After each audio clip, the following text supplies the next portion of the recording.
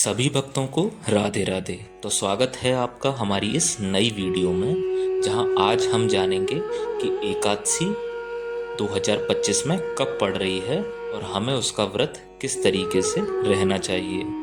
तो सबसे पहले जानते हैं कि इस बार कौन से दिन एकादशी शुरू हो रही है। तो कार्तिक मास के शुक्ल पक्ष की देवोत्थान एकादशी की तिथि इस बार आ रही है 1 नवंबर 2025 शनिवार के दिन। लेकिन हम एकादशी व्रत का पालन करेंगे 2 नवंबर 2025 रविवार के दिन। और ऐसा क्यों है और क्या रहस्य है इसका, वो मैं आगे आपको इस वीडियो में बताऊंगा। सबसे पहले हम जानते हैं इस बार देवोत्थान एकादशी के व्रत के दिन यानी 2 नवंबर 2025 के दिन शुभ मुहूर्त कौन कौन से हैं और अगले दिन व्रत पारण करने का समय क्या रहेगा। यह एकादशी कार्तिक मास के शुक्ल पक्ष में आने वाली अत्यंत महत्वपूर्ण एकादशी है।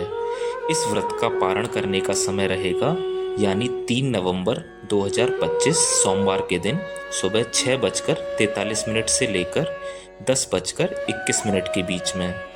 इस बार एकादशी तिथि का आरंभ हो रहा है 1 नवंबर 2025 को सुबह 9:11 और एकादशी तिथि प्रारंभ होगी 2 नवंबर 2025 सुबह 7:31 पर।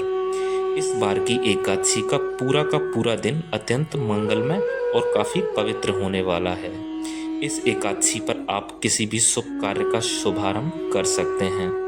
तो आइए अब जानते हैं कि जब एकादशी 1 नवंबर को शुरू हो रही है तो हम उसका पालन 2 नवंबर को क्यों कर रहे हैं।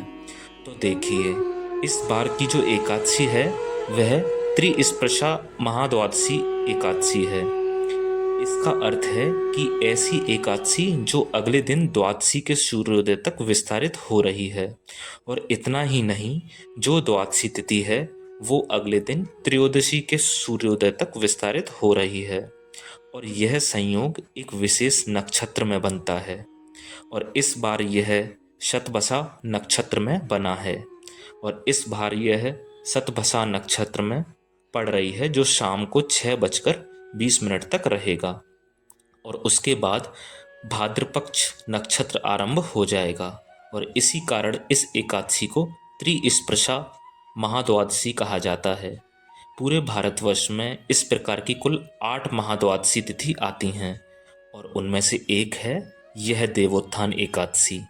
इसलिए भले ही देवोत्थान एकादशी का प्रारंभ 1 नवंबर 2025 को हो रहा हो, फिर भी एकादशी का पूर्ण और वास्तविक फल अगर आप प्राप्त करना चाहते हैं तो हम इसका पालन 2 नवंबर 2025 के दिन करेंगे।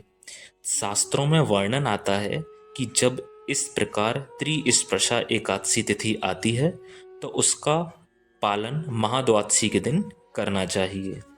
पद्म पुराण और मार्कंडेय पुराण में वर्णन आता है कि जो व्यक्ति वर्ष में आने वाली इस 8 महाद्वादशी का पालन नहीं करता है उसे संपूर्ण विश्व के प्रलय होने तक यमपुरी में वास करना पड़ता है।